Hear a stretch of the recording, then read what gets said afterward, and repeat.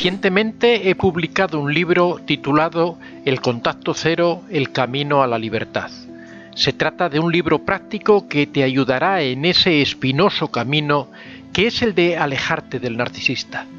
Trato temas tan importantes como la personalidad del narcisista, la dependencia emocional, cuáles son los pasos que debes dar y mucha más información que te será de gran ayuda.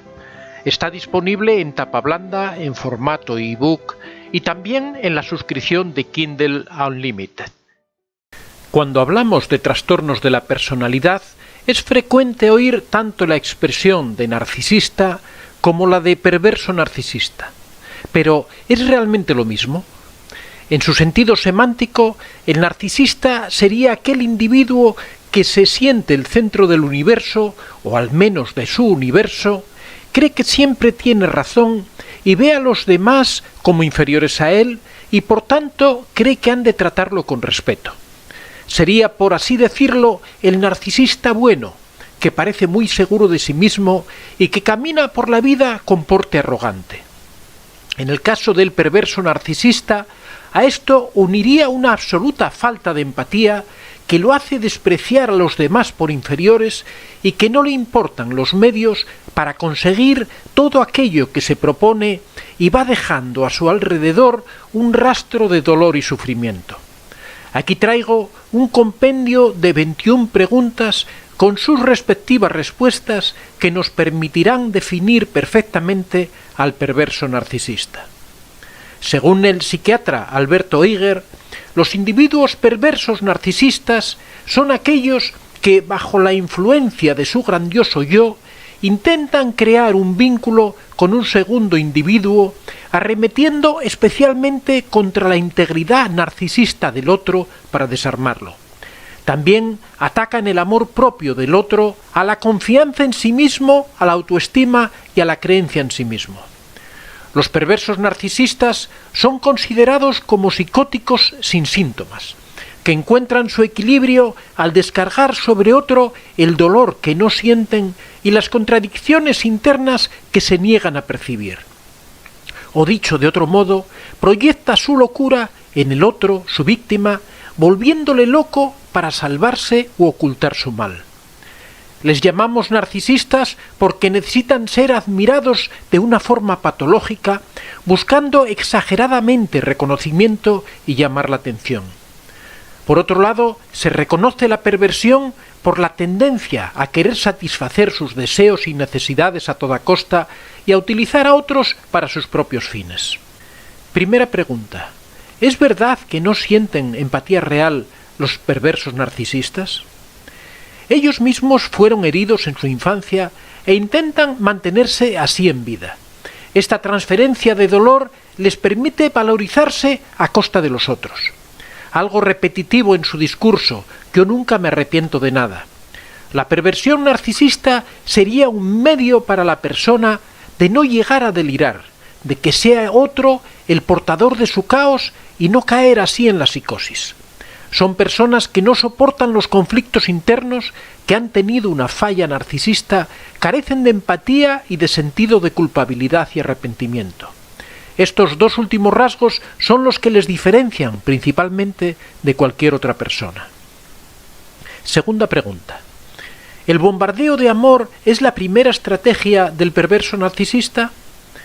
El perverso narcisista, estructuralmente realizado, utiliza el vínculo familiar, profesional o amoroso para someter al otro.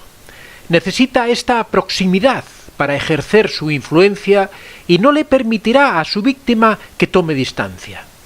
Internamente es frío, no conoce la culpabilidad porque proyecta cualquier afecto y no duda en culpabilizar a los otros. Los valores, sentimientos y el comportamiento del perverso narcisista cambian en función de las personas y del contexto que le rodea. Externamente es amable y puede fingir compasión y simpatía. Es seductor y, si es necesario, puede ser puntualmente muy servicial, sobre todo si esto le permite alcanzar sus objetivos, a menudo a costa de los demás. No tiene nunca en cuenta las necesidades ni los sentimientos de los otros, salvo para utilizarlos, manipular a su víctima, aislarla y lograr que haga lo que el perverso quiera.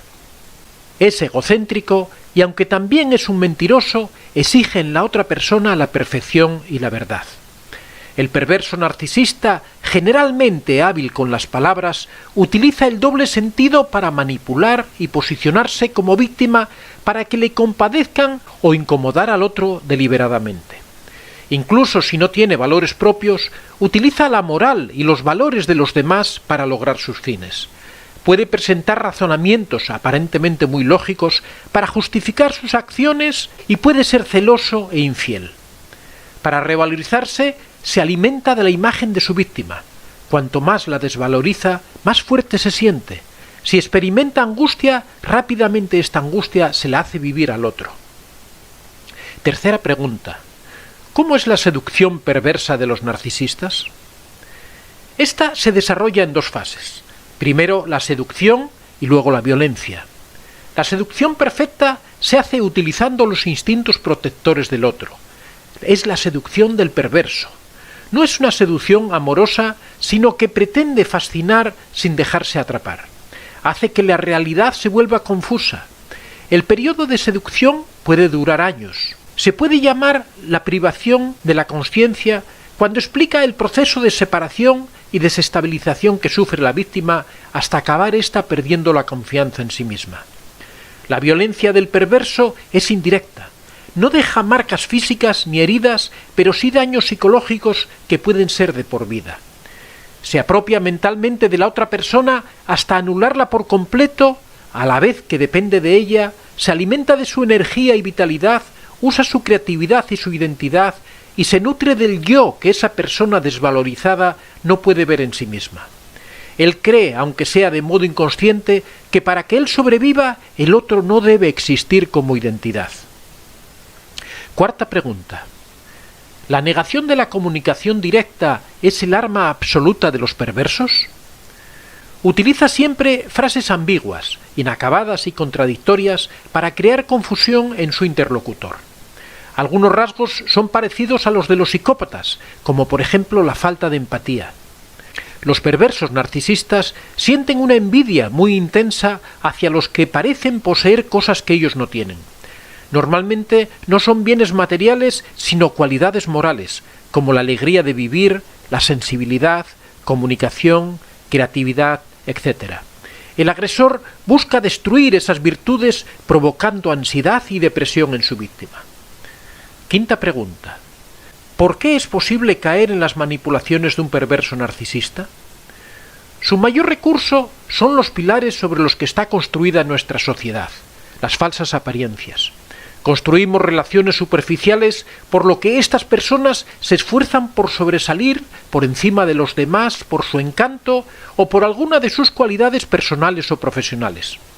Cuando la víctima se da cuenta de que está sometida a los antojos del narcisista y empieza a rebelarse, éste se esfuerza por dar un vuelco a la situación, haciendo parecer a la víctima como el agresor. El perverso intenta que su víctima actúe contra él para poder acusarla de malvada. Lo importante para él es que la víctima parezca responsable de todo lo que ocurre. El agresor intenta utilizar una debilidad de su víctima para que ella misma se desacredite. Aquí es donde surge el concepto de gaslighting, que está muy de auge últimamente. Sexta pregunta. ¿Qué es hacer gaslighting o luz de gas? Hacer luz de gas consiste en conseguir que alguien dude de sus sentidos, de su razón y hasta de los hechos que presencia. Se trata de un eficacísimo método de acoso basado en la manipulación de la situación a fin de anular la voluntad de la víctima. Advertimos un intento de desquiciar a una persona y de hacerla dudar de sus propios pensamientos y afectos. La víctima pierde la noción de su propia identidad. No puede pensar ni comprender. El objetivo es negar su persona y paralizarla para que no pueda surgir un conflicto. Se la tiene que poder atacar sin perderla. Debe permanecer a disposición del perverso. Séptima pregunta. ¿La comunicación perversa es un acoso moral? El acoso psicológico o acoso moral es, según el diccionario de la lengua española, el trato vejatorio y descalificador hacia una persona con el fin de desestabilizarla psíquicamente. El acoso psicológico atenta contra la dignidad e integridad moral de la persona. Uno de sus objetivos es desestabilizar a sus víctimas a través de la comunicación. En primer lugar, se hace de falsas verdades. El mensaje de un perverso es voluntariamente vago e impreciso y genera mucha confusión. Como sus declaraciones no responden a una relación lógica, puede sostener a la vez varios discursos contradictorios. También se abstiene de terminar sus frases. Los puntos suspensivos son una puerta abierta a todas las interpretaciones y a todo tipo de malentendidos. En lugar de mentir directamente, el perverso prefiere utilizar un conjunto de insinuaciones y de silencios a fin de crear un malentendido que luego podrá explotar en beneficio propio. Los mensajes incompletos o paradójicos son una prueba del miedo a la reacción del otro. Las cosas se dicen sin decirlas, esperando que el otro comprenda el mensaje sin tener que nombrarlo. El discurso del perverso es un discurso totalizador que enuncia proposiciones que parecen universalmente verdaderas. El perverso sabe, tiene razón e intenta que el otro acepte su discurso con el objetivo de arrastrarlo a su terreno. Los mensajes paradójicos no son fáciles de identificar. Su objetivo consiste en sumir al otro en la confusión para desestabilizarlo. De este modo, el agresor mantiene el control de la situación y enreda a su víctima con sentimientos contradictorios. La mantiene en falso y se asegura la posibilidad de hacerla caer en un error. Octava pregunta. ¿Cuál es el proceder de un perverso? El proceder del perverso es la destrucción sistemática de la otra persona durante un largo periodo mediante sobreentendidos, alusiones, descalificaciones, desprecio y vacío. Una sutil estrategia para confundir al otro. Y si el otro se queja, el perverso lo acusa de susceptible. Siempre niegan el conflicto. El placer del perverso es doble. Primero cuando engaña o humilla a su víctima y luego cuando evoca delante de ella la humillación. La víctima entonces vuelve a caer en la trampa, mientras que el perverso aprovecha de nuevo la situación, preocupándose, sin confesarlo, de presentarse otra vez como víctima. Son seres vacíos y para sentirse bien absorben las virtudes que ven en los demás. Proyectar, negar, descalificar, mentir, engañar, culpar, manipular la verdad, ridiculizar, amenazar, provocar a la víctima para que se defienda, abusar del poder, mostrar la falta de empatía, son indicadores del maltrato psicológico de un perverso narcisista. Novena pregunta. ¿Qué es el patrón narcisista? El patrón narcisista responde a la dinámica intrínseca de dicho trastorno de personalidad. Idealizar, devaluar, descartar, aspirar de nuevo, buscar a la víctima una vez que la haya descartado, aunque hayan pasado meses o años. Detrás de todo este proceso hay una constante: regular la propia autoestima, destruyendo la autoestima de la víctima. Esta es la preciosa perla que el narcisista quiere robar a través del ciclo de la relación: idealizar, devaluar, descartar, aspirar. Décima pregunta. ¿Quién es el perverso narcisista? El perverso narcisista es alguien que tiene miedo a caer en la psicosis, por lo que emplea mecanismos de defensa psicológica, pero de tipo especial, muy proyectivo, y va a intentar, sin darse cuenta, hacer soportar a la otra persona las cosas que él no soporta. Pregunta número 11. ¿Sería un sinónimo de maltratador psicológico? Maltratar a alguien sí, pero sin que la víctima se dé cuenta, intentando que se viva como algo normal, como algo habitual. Es un maltrato, pero porque la víctima se lo merece. Quien bien te quiere, te hará llorar. Ese es su lema. Pregunta número 12. ¿El perverso narcisista es consciente de lo que hace? No, el perverso narcisista no es consciente de lo que hace porque siempre te va a decir que tiene razón, que lo hace porque te lo mereces, porque es bueno para ti saber lo equivocado que estás. Pregunta número 13. ¿Cuál es el perfil de la víctima? Las víctimas suelen ser personas generosas, sinceras, amables, con confianza en la relación, pero que pecan de ingenuidad. Les falta confianza en ellas mismas y buscan una relación que les ayude a estructurarse. Son demasiado empáticas y responsables. También son protectoras, consuelan y quieren complacer. Y pueden ser orgullosas, lo que les impide verse a sí mismas como una víctima. Pregunta número 14. ¿Cuál es la relación del perverso narcisista con su víctima? Es una relación de dependencia. De hecho, cuando la víctima te habla de su agresor, parece a veces que te habla de una droga. Se puede decir que la adicción es buscar siempre algo que no encontramos nunca. Somos adictos a lo que no nos da nada. Es increíble. El perverso narcisista no permite que la víctima se distancie. Pregunta número 15. ¿Cómo afecta a la víctima esta relación? Si la persona narcisista perversa no soporta el conflicto interior y lo proyecta en el otro, se puede decir que la víctima soporta el conflicto en ella misma. ¿Pero qué es el conflicto? Son dos energías en sentido contrario que actúan dentro nuestro. Así que la víctima o cae en una depresión nerviosa, o acaba loca, o somatiza y en ese momento ha ganado el perverso porque puede decir, mira quién está loco ahora. Pregunta número 16. ¿Se pueden curar las víctimas? Sí, fácilmente. La dificultad está en salir de la relación, pero una vez logrado, desaparecen los síntomas que han creado en las víctimas. Es recomendable someterse a terapia para averiguar por qué se ha sucumbido y evitar repetir. Pregunta número 17. ¿Sirven para reparar la falla narcisista por la que el perverso penetra en su víctima? Sí, inconscientemente el perverso tiene un mal concepto de sí mismo y necesita una víctima para limpiar su imagen. Se colará en ella a través de sus debilidades. Es la identificación proyectiva. Atribuye a otro lo que no quiere ver en sí mismo. El otro lo permite, a través de la identificación introyectiva, de la que tiene que deshacerse cuando rompe. La naturaleza de esta relación es esquizofrénica. El Dr. Jekyll genera una fusión con su víctima, Mr. Hyde. Pregunta número 18. ¿Es posible curar al perverso narcisista? No, es imposible, porque jamás lo pedirá. Su meta es enmascarar su locura en otros. Pregunta número 19. ¿Hay muchos perversos narcisistas?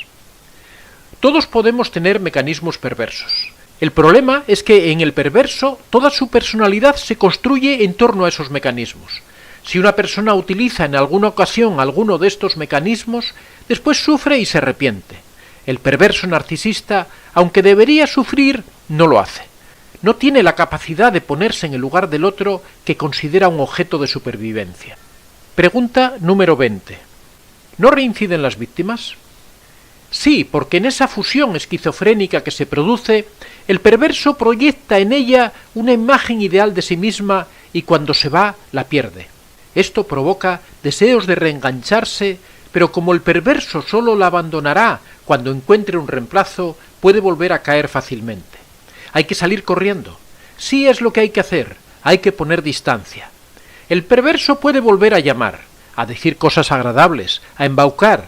Por ello no hay que responder, pero generalmente las víctimas contestan, y el otro te va a decir exactamente lo que quieres oír. Si no encuentran sustituto, insisten con la víctima anterior.